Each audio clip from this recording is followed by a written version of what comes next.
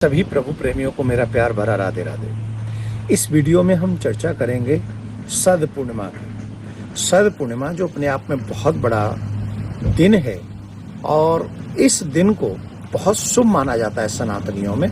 Reason सीधा सा है कि पूर्णिमा का जो दिन है, शरद पूर्णिमा का जो दिन है वो अपने आप में बहुत बड़ा है। चंद्रमा जो है पृथ्वी के सबसे ज़्यादा करीब होता है और इस दिन शरद पूर्णिमा की रात्रि में जो भी लोग खीर बनाकर चंद्रमा की छांव में रख देते हैं और सुबह उसको प्रसाद के रूप में ग्रहण करते हैं तो ऐसी मान्यता है कि उस खीर को अमृत तो प्राप्त होता है। और जो उस चंद्रमा को अर्घ देते हैं, एक लोटा में जल लेकर, चावल डालकर और कुछ पुष्प डालकर, जो चंद्रमा को अर्घ देते हैं उससे चंद्र ग्रह की शांति भी होती है, मन को शांति मिलती है और घर में सुख समृद्धि भी बनी रहती है। शरद पूर्णिमा की रात्रि को ही श्रेष्ठ शरद पूर्णिमा को इसलिए भी माना जाता है क्योंकि आज ही के दिन माँ लक्ष्मी का प्राकट्य हुआ था। तो माँ लक्ष्मी के प्राकट्य दिवस के रूप में भी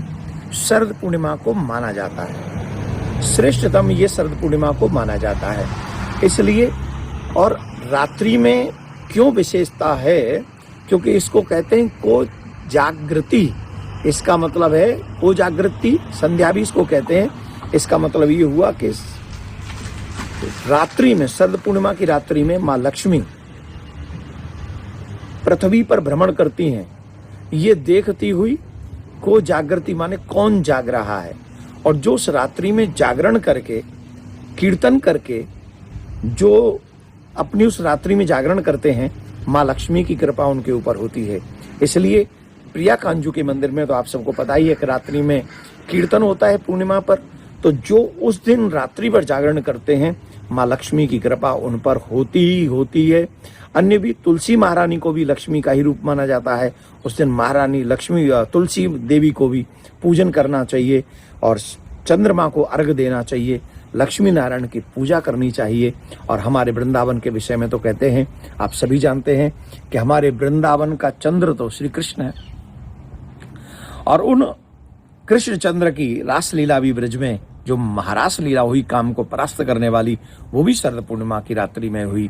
तो आप सभी भक्त प्रेमी शरद पूर्णिमा पर जागरण भी कर सकते हैं, भगवान का भजन कीर्तन कर सकते हैं, लक्ष्मी माँ का पूजन कर सकते हैं, चंद्रमा का पूजन करें, लक्ष्मी नारायण का पूजन करें, तुलसी का पूजन करें और अपने मंदिर में दीप दान अवश्य करें। और इससे आपके घर में सुख शांति समृद्धि आएगी, इसमें कोई संशय नहीं है। और ये शरद पूर्णिमा 6 अक्टूबर को हम सब मनाएंगे। आप सब प्रेम से प्रिया कांजू का स्मरण कीजिए। राधे राधे।